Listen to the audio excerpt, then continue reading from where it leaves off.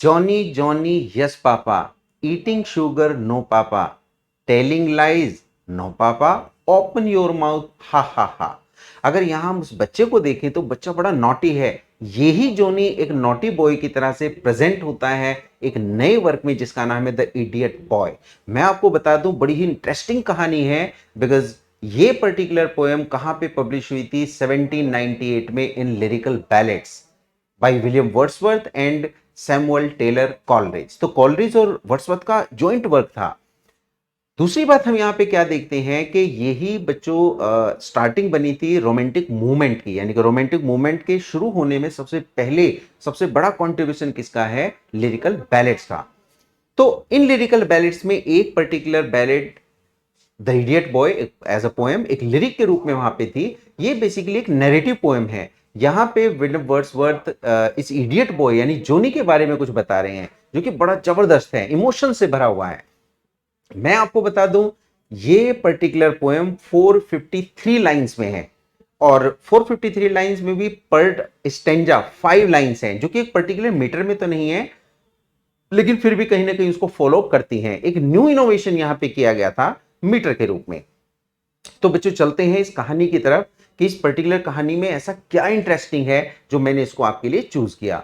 आप ध्यान से देखिए, यहाँ पे 3 कैरेक्टर हैं बेसिकली। नंबर 1 कैरेक्टर है बेटी फॉय जो कि मदर है। किसकी मदर है? जोनी की।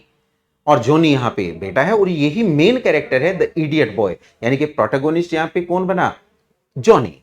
और उनकी पड़ोसन यानी कि बेटी फॉय की पड़ोसन है जिनका नाम है सुजैन गैलन। तो Susan is there, Johnny is there and Betty is there. ये जो जोनी बच्चा है ये कैसा है? थोड़ा सा मेंटली रिटार्डेड है, यानी हम देखेंगे तो बढ़िया से डिसेबल्ड, बल्कि हम देखेंगे डिसेबल्ड भी है। बहुत बढ़िया से इसका माइंड वर्क नहीं करता, अपनी चारों तरफ की चीजों को लेके मीन्स वो अवेयर नहीं है ज्यादा। और दूसरी बात क्या है कि वो डिसेबल्ड भी है, यानी कि बढ़िया तरह से चल नहीं सकता, वर्क नहीं कर सकता। इसी बच्चे की कहानी यहां पे दी गई है। तो हुआ क्या कि वन टाइम सुजैन जो कि पड़ोसन है बेटी की, वो बहुत ज्यादा बीमार है। She seriously ill and she needs a doctor. उसे डॉक्टर की बहुत ज्यादा जरूरत है। अब भाई हम यहां पे देखें तो बेटी अपने घर में अकेली है अपने बेटे के साथ में जिसका नाम है जॉनी। अब जॉनी डिसेबल्ड है, उसे कैसे भेजा जाए? और यहां पे बेटी के हस्बैंड भी नहीं है। तो बड़ी मुश्किल की कहानी है, बड़ी मुश्किल कंडीशन पैदा हो जाती है। बेटा है उसे कैसे भेजे, खुद कैसे जाए क्योंकि घर पे कोई नहीं है। और जो पड़ोसन है यानी कि वो she is concerned about the पड़ोसन।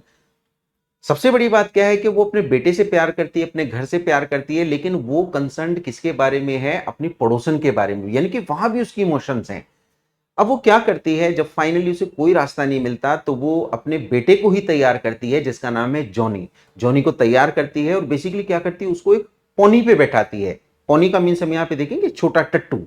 तो टट्टू पे उसे बैठाती है और उसे कहती है कि तुम्हें डॉक्टर को बुला के लेके आना है।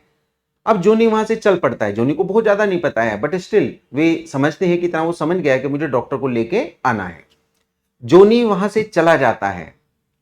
मदर वेट कर रही है, पड़ोसन बीमार है, उसे भी डॉक्टर की सख्त जरूरत है। लेकिन बच्चों देखो आगे क्या होता है। जोनी को गए हुए 1 घंटा हो गया, फिर 2 घंटे। बेसिकली मैं बता दूं ये रात का टाइम है, इवनिंग का टाइम है, लेट, यानी कि रात के 8 बजे 8 PM पे जोनी ने घर को छोड़ा है डॉक्टर के पास जाने के लिए। और डॉक्टर भी थोड़ा दूर है। अब 1 घंटा हो गया, 2 घंटे हो गए, 3 4 5, अब 5 आवर्स से भी ज्यादा हो गए हैं। मदर बड़ी परेशान है, जोनी गया तो गया कहां? तो अब यहां पे मदर क्या करती है, वो डिसाइड करती कि let me go to the place, let me search Johnny, कि जोनी गया कहां पे। अब वो वहां से चलती है, यहां ढूंढती है, वहां ढूंढती है, आसपास ढूंढते हुए जाती है और फाइनली वो डॉक्टर तक पहुंच जाती है। वो डॉक्टर को उठाती है, पूछती है क्या आपने जोनी को देखा? जोनी आपके पास आया, उसे आपको लेने के लिए आना था। डॉक्टर ने मना कर दिया, नो, मैंने जोनी को देखा ही नहीं, जोनी मेरे पास नहीं आया। अब मदर को बड़ी मुश्किल होती है कि आखिरकार जोनी गया कहां। मदर वहां से चल पड़ती है। अब एक इंपॉर्टेंट पॉइंट यहां पे देखेंगे कि जिस डॉक्टर को उन्हें अपनी पड़ोसन के लिए बुलाना था, बेसिकली वो उनको भूल ही गई। डॉक्टर वहीं पे है, अब उन्होंने डॉक्टर को कुछ नहीं बोला, अब वो जोनी के पीछे लगे किसी तरह से मेरा जोनी मुझे मिल जाए। यानी we can see the love of a mother. अब वो उसकी केयर कर रही है, अब वो ढूंढ रही है जोनी कहां गया। यहां से चलती है मदर, बाहर जाती है, इधर उधर जाती है, काफ़ी परेशान होने के बाद फाइनली वो अपने बेटे को पा लेती हैं। उनका बेटा उन्हें कहाँ मिलता है, बेसिकली एक वाटरफॉल के पास। एक वाटरफॉल है, झरना है।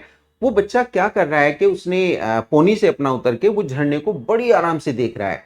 यानी यहाँ पे हम देखें तो वर्ड्सवर्थ, क्योंकि he is a poet of nature, nature के पोएट हैं, और वो नेचर की छोटी छोटी चीजों में एक स्ट्रेंज चीज को ढूंढते हैं। यानी कि वही रोजमर्रा की चीजें जो हमारे लिए बड़ी साधारण हैं, बड़ी ही सिंपल हैं, उनमें ही रोमांटिसिज्म को ढूंढते हैं, उसी में वो स्ट्रेंज लाइफ को ढूंढते हैं, उसी में वो जिंदगी के एक मजे की तलाश करते हैं। तो यहां पे वो बच्चा क्या कर रहा है, उस वाटरफॉल को देख रहा है और वो उसमें पूरी तरह से खोया हुआ है।